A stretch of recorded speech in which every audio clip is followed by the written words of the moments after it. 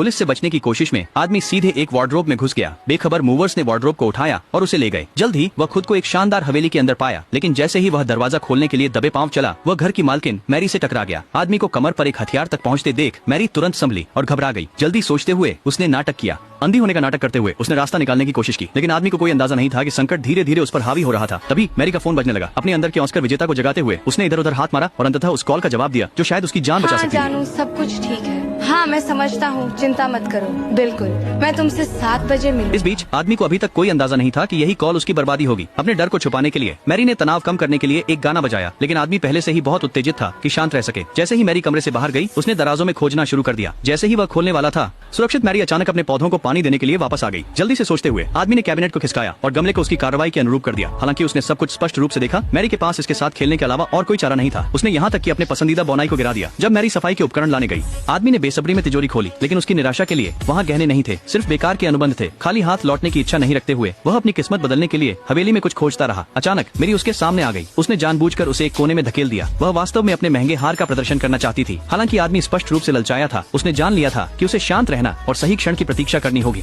इसलिए अधिक विश्वसनीयता से सहयोग करने के लिए मैरी स्नान करने का नाटक करते हुए बाथरूम की ओर चली गई। फिर आदमी के सामने उसने धीरे धीरे अपना कीमती हार उतार दिया। यह अच्छी तरह जानने के बावजूद कि आदमी पास ही था, उसने फिर भी हार को साफ साफ दिखाई देने वाली जगह पर रखा। उसे यह नहीं पता था कि मैरी जो कुछ भी कर रही थी वह एक सोची समझी जुएबाजी का हिस्सा था, क्योंकि उसे पूरा यकीन था कि आदमी केवल चोर ही नहीं बल्कि एक वासना से भरा शिकारी भी था। निश्चित रूप से वासना से भरा आदमी अंततः और अधिक देर तक नहीं रुक सका।